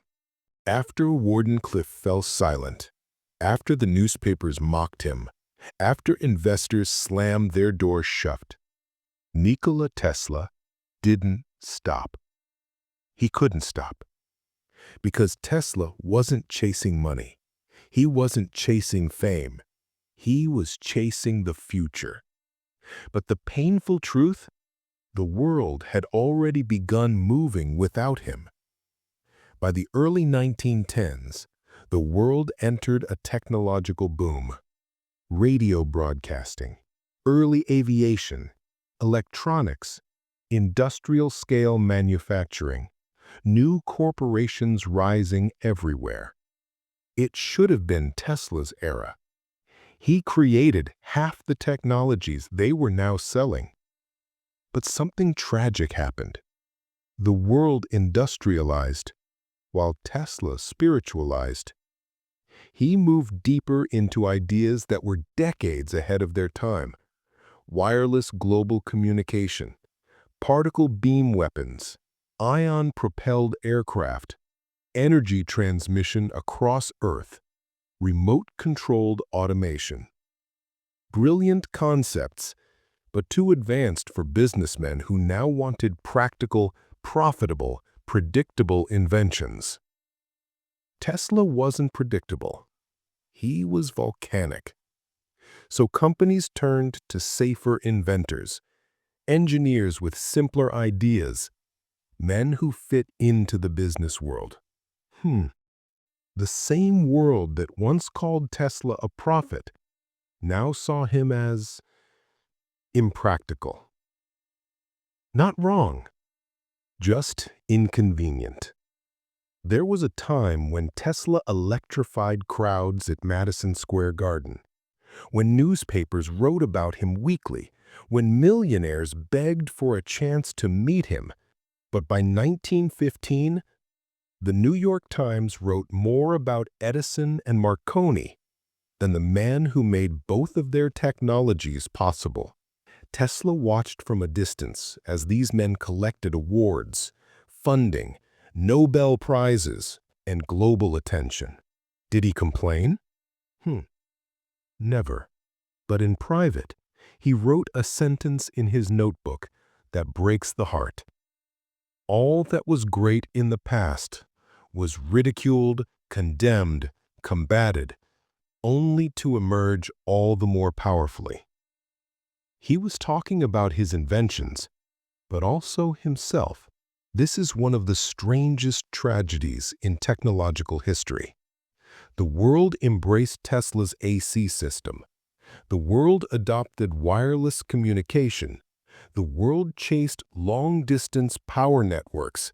The world built radio towers. The world entered the electrical age he had envisioned. But Tesla? He wasn't invited to the table he built. Investors didn't trust him. Corporations didn't want him. Governments didn't understand him. Modern technology soared upward, while Nikola Tesla slipped downward. A quiet disconnect formed. The man ahead of his time could not survive in his own time. As the 1910s progressed, Tesla's public image changed again. He was no longer the wizard of electricity. He was now the eccentric genius, the man feeding pigeons at Bryant Park, the inventor nobody could fully understand, the dreamer with ideas the world wasn't ready for. People still respected him, but from a distance. as if he was a legend, not a leader. Tesla was becoming a myth while still alive. And myths, my friend, don't get funding. For decades, he had been the man who electrified the world, a scientist whose ideas bent reality. But after 1906, it was as if the spotlight moved on, and no one told him. This is where his life takes a quiet, heartbreaking turn. Let's walk through it carefully, not with judgment, but with understanding. In the 1890s, every newspaper wanted his name. Every demonstration drew crowds. Every invention felt like a miracle. But by the 1910s and 1920s, the world had changed. A new age was rising. Mass production, industry, corporate power. The world no longer celebrated lone inventors who dreamed of global revolutions. It celebrated men who built companies. Ford, Carnegie, Rockefeller, Edison. And Tesla? He was still dreaming of wireless power for the planet. The press stopped calling, investors stopped appearing, and slowly, painfully, the world stopped paying attention. Not because his mind became weaker, but because society's priorities shifted. The world wanted profit. Tesla wanted possibility. They were no longer compatible. After Wardenclyffe failed, Tesla wandered from one hotel to another, carrying notebooks full of equations that nobody asked to see. He lived in the glow of chandeliers he once helped bring into existence, yet he couldn't pay the hotel bills under them. And here's the emotional truth, my friend. Tesla wasn't forgotten because he failed. He was forgotten because he was too far ahead. He saw a wireless, global, interconnected world decades before humanity was ready to accept it. This is the tragedy of visionaries. Their ideas arrive early. Their recognition arrives late, sometimes too late. But Tesla's spirit did not break. Even when the world ignored him, his imagination didn't slow down. He walked through New York streets at night, feeding pigeons, whispering calculations to himself, thinking of new engineering solutions nobody had asked for. People saw him as eccentric. What they didn't see was a mind still burning with the same intensity it had in his youth. He wasn't lost. He was simply unmatched. And unmatched people often look lonely because there is no one standing beside them. Journalists began writing strange stories about him, that he slept only 2 hours, that he communicated with birds, that he refused to shake hands. They turned him into an oddity, a spectacle, a character. But these quirks, my friend, were not madness. They were the coping mechanisms of a man who never fit into the world's small expectations. His insomnia? A mind too active. His solitude? A heart too focused. His pigeon feeding? Compassion in its purest form. His withdrawn nature? A shield from disappointment. Tesla wasn't losing himself. He was retreating into the only place that never betrayed him, his imagination. This section of Tesla's life is not about failure. It's about misalignment. He was a man of the future, living in a world stuck in the present. He believed humanity could rise higher, be freer, be more connected. But the world believed in profit margins. And so Tesla walked alone, not because he wanted isolation, but because nobody else was walking towards the same horizon. This is the emotional truth that history books rarely show. Genius is not lonely because it wants to be. Genius is lonely because it has nowhere else to stand. My friend, As Tesla watched Wardenclyffe slowly crumble under financial pressure and public fear, he found himself returning, at least in memory, to a much earlier chapter of his life.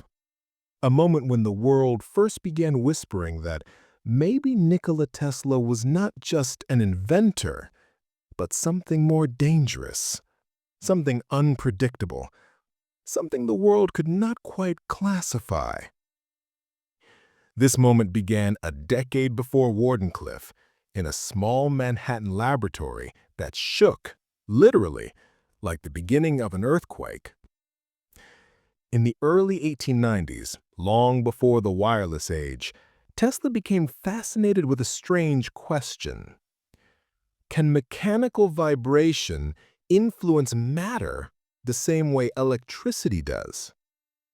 Most inventors chased practical devices, motors, lamps, transformers. Tesla chased principles, patterns, forces beneath the surface of reality. And so he built a small machine, barely the size of a brick, with a steel piston that moved up and down at incredible speed. A mechanical oscillator. Simple, harmless, at least at first glance. But Tesla discovered something unsettling. When tuned to just the right frequency, even a tiny machine could make massive structures tremble. Not through power, through resonance. This was not invention. This was insight into nature's hidden architecture. Tesla later told the story many times, how he attached the small oscillator to an iron pillar in his lab and how the entire building began to vibrate. At first it hummed, then it rattled. Then windows across the street began to tremble. Workers ran outside thinking an earthquake had struck. Tesla, unfazed, increased the speed again. And that's when he realized he might actually bring the entire building down. He smashed the machine with a sledgehammer just as police burst inside. "My friend," Tesla joked, "if I had kept it running for a few more minutes, I could have split Manhattan in half." Was this exaggeration? Maybe. But the principle behind it was very real. Every structure has a frequency that can break it. Tesla had discovered how to find it. Unlike AC power or wireless electricity, this device had no clear benefit for society. It had potential for mining, demolition, seismic research, mechanical engineering. But Tesla sensed something deeper. Humanity was not responsible enough for this kind of power. This was the type of invention that could be used to build or destroy. And Tesla, even then, feared a world where science was used without conscience. So he set it aside, not forgotten, just hidden. A story told in interviews, but never pursued on an industrial scale. As Tesla struggled with Wardenclyffe years later, investors and newspapers began weaponizing the myth of his earlier inventions. Tesla the man who can shake buildings. Tesla the man who creates dangerous machines. Tesla the man who deals in forces beyond physics. The public didn't understand his oscillator, but they feared what they didn't understand. This machine, built long before Wardenclyffe, shaped how people viewed him during his decline. It became ammunition for critics, a legend for admirers, and a burden for Tesla himself. Because while the world saw danger, Tesla saw potential. Not for destruction, but for deeper understanding of nature. Tesla's earthquake machine tells us three things. 1. He was always ahead of his time, playing with concepts society wasn't ready for. 2. His reputation as a mad scientist didn't come from nowhere. And 3. As his life moved into chaos, Old stories resurfaced and defined him. This invention was not a side note. It was the beginning of a myth that followed him all the way into his later years. If the earthquake machine made people fear Tesla's brilliance, the next invention would make them fear his mind itself. It was the 1920s now. Wardenclyffe was gone. The dream of wireless global power had collapsed. Tesla was older, poorer, and pushed to the edge of obscurity. But inside him, something fierce still burned. He believed humanity was heading toward a future where wars would grow more violent, governments more desperate, and technology more deadly. And in that darkness, Tesla wanted to create a weapon so powerful that no nation would ever dare attack another again. My friend, he didn't want destruction. He wanted peace through fear, a paradox only Tesla could imagine. He called it Teleforce, but newspapers would rename it the Death Ray. Unlike science fiction lasers, Tesla's device wasn't supposed to shoot fire or light. It was far stranger. He believed he could accelerate tiny charged particles, microscopic needles of tungsten or mercury, to incredible speeds using an electrostatic vacuum chamber. In Tesla's mind, this beam would travel straight and silent, cutting through metal like paper, destroying enemy aircraft miles away, stopping armies before they cross borders. And here's the detail most people miss. Tesla believed the beam could create an invisible wall of protection around an entire nation. Not an offensive weapon, but a shield. A global system that made invasion impossible. To him, this was the final step toward ending all war forever. By now, Tesla's reputation was split in two. To some, a forgotten genius. To others, an eccentric old man with impossible dreams. Governments listened politely, but never fully trusted his proposals. Why? Because Tesla demanded something unusual. He would not reveal the full plans unless nations promised the weapon would never be used for aggression. And you know how political leaders are, my friend. They don't like being told what they cannot do. So Tesla traveled from office to office, the U.S. War Department, European embassies, private financiers, pitching a device he insisted was real. But he was also aging, tired, and carrying the emotional wounds of a lifetime of unfulfilled visions.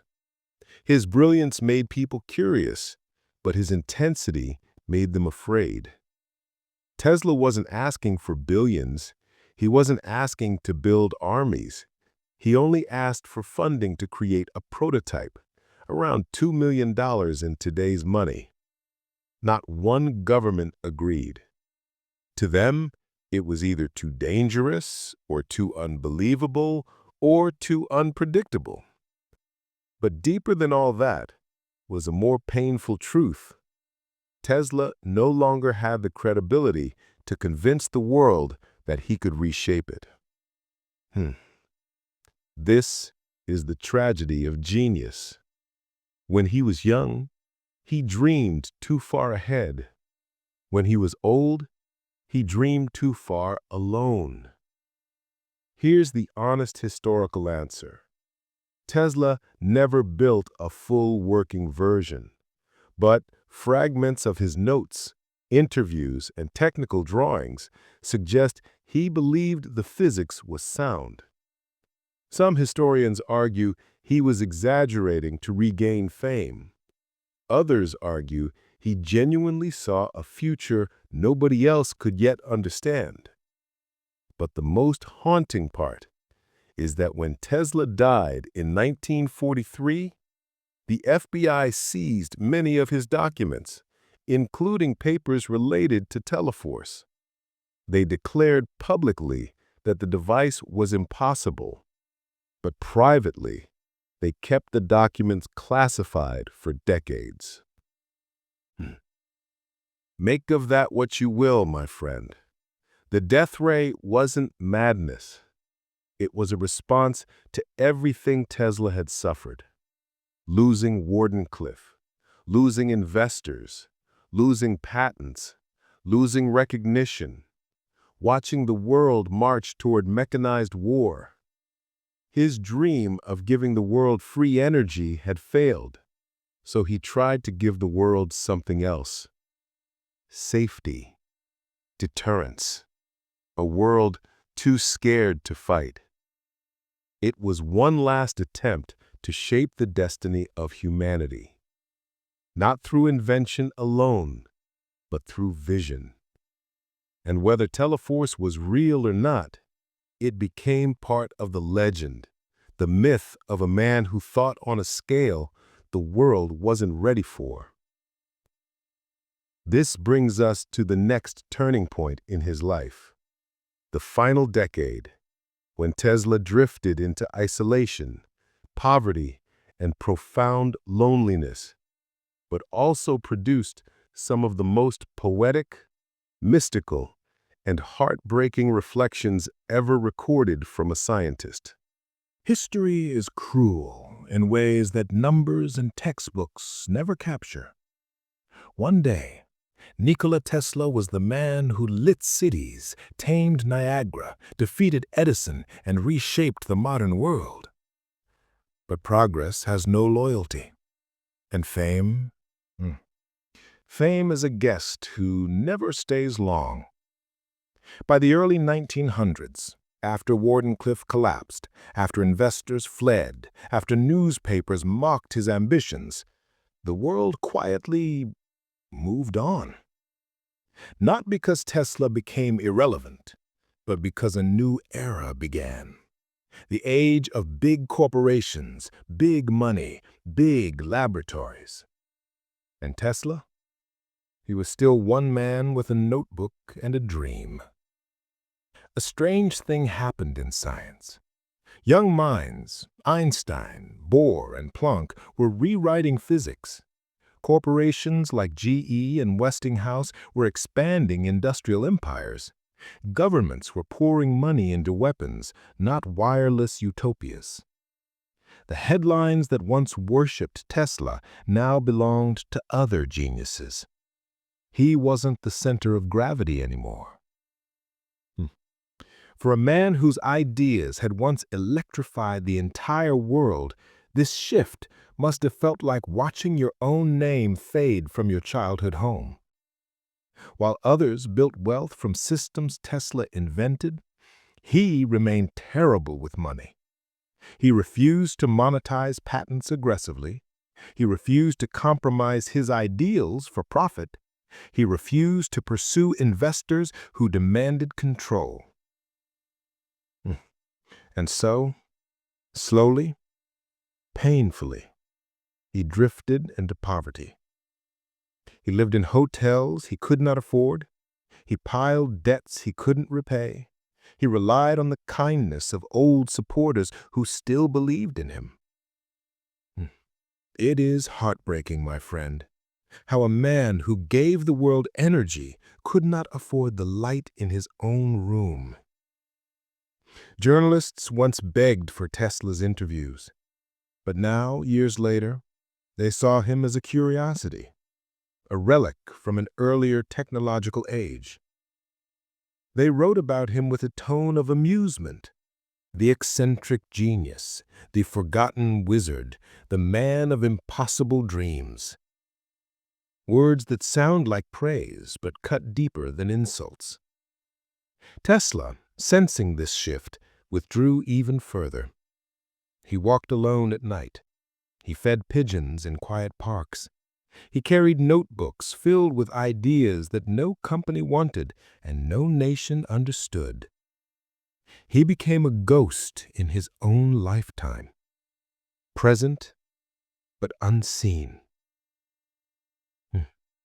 That is the tragedy of progress. It celebrates pioneers only until it replaces them. The world didn't just forget Tesla, it dismissed him. And when society dismisses a visionary, the visionary begins to question himself. Was my dream too big? Was humanity not ready? Did I chase the wrong path? Did I sacrifice my life for a future that never arrived? These questions weren't in his journals, but you can feel them between the lines. Loneliness is loud, even in a silent room. And Tesla's silence in these years was the sound of a man watching his destiny collapse, piece by piece. My friend, this section ends in darkness, but Tesla's story is not done, because in the shadows of his late life, something unexpected begins to form. A myth, a legend, a movement. When the world stopped listening to Tesla, the future began listening instead. And in the next section, we explore the strange, powerful shift from failure to immortality. Picture Tesla in the late 1930s. A man once celebrated as the mind who lit the world, now walking through New York with a stack of breadcrumbs in his pocket, feeding pigeons in Bryant Park, talking softly to creatures who were often kinder than the humans who owed him everything. The moment when the world advances, technology explodes, and yet the man who helped birth it all slowly fades into the background. The irony of Tesla's later life is painful and poetic. His inventions, AC power, radio components, wireless systems, fluorescent lighting, hydroelectric engineering, were now the foundation of modern society. But the scientific community had begun shifting toward corporate labs, government-funded research, collaborative engineering, universities and institutions, and Tesla was none of those things. He had always been a solitary inventor, a visionary who preferred notebooks over committees, intuition over consensus, imagination over paperwork. And the world had moved into an era where a lone genius was no longer the center of innovation. While the scientific community accelerated, Tesla was still carrying the emotional and financial scars of Wardenclyffe. He never fully recovered from the betrayal of investors, the humiliation of newspaper attacks, J.P. Morgan abandoning him, watching his tower taken down, losing his dream of a wireless world. Even years later, Tesla would pause mid-sentence when people mentioned wireless transmission, as if the wound was still fresh. He continued inventing, yes, but not with the same fire, not with the same childlike defiance of the impossible. Wardenclyffe wasn't just a project. It was the symbolic death of his greatest dream. The 20th century was speeding forward. Physicists like Einstein, Bohr, and Fermi dominated headlines. Industrial titans like Ford and Edison shaped American myth. Governments invested in nuclear science, aviation, radar, and warfare technology. Tesla's quieter brilliance didn't fit the new narrative of progress. He wasn't a businessman. He wasn't a politician. He wasn't a team player. He wasn't a war scientist. He was something rare, a dreamer who built machines out of intuition and imagination. And the world had moved into an era where a lone genius was no longer the center of innovation. His once revolutionary ideas now looked like puzzles the world had no time to solve.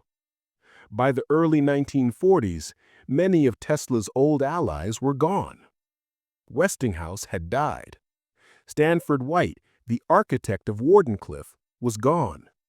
His family overseas had mostly passed.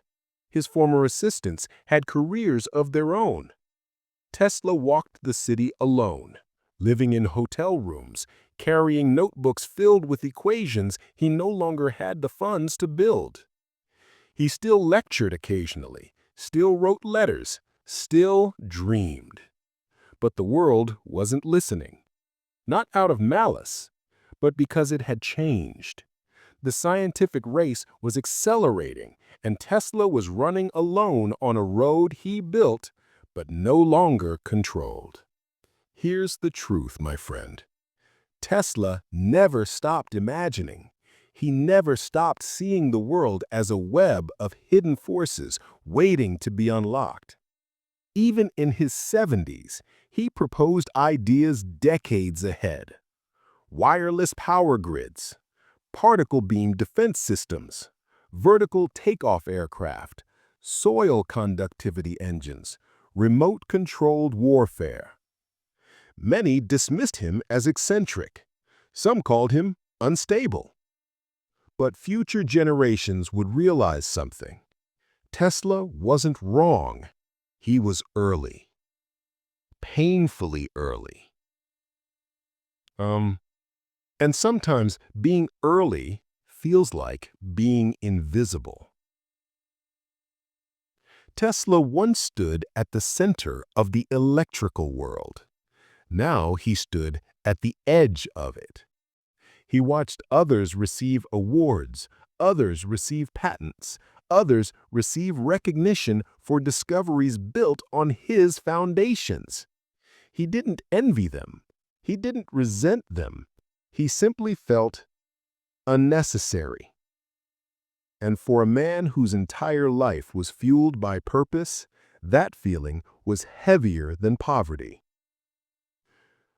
The world didn't intentionally reject Tesla. It simply moved too fast to look backward at the man who had helped push it forward. Tesla is no longer battling Edison, no longer battling investors, no longer battling failure. He is battling time.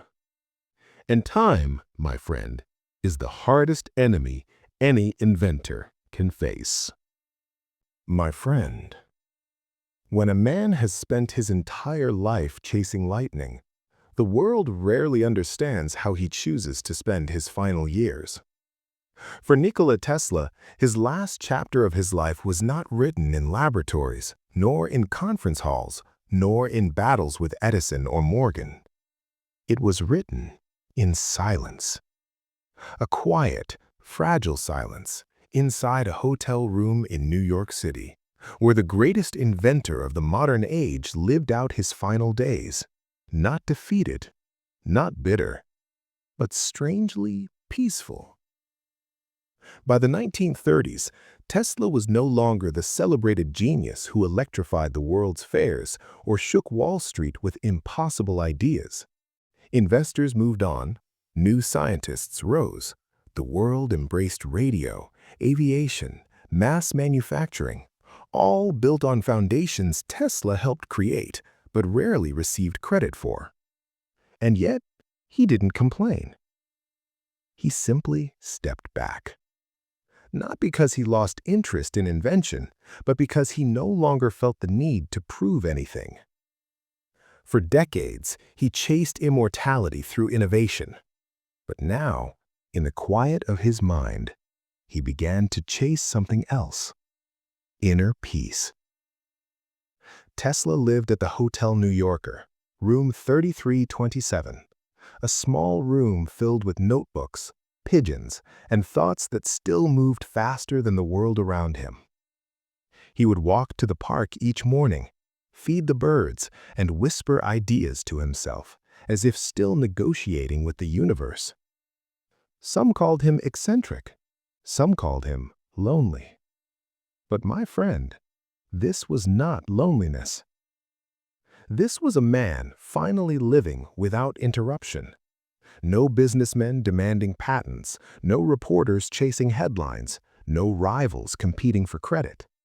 Just Tesla, and the boundless imagination that had always been his true home.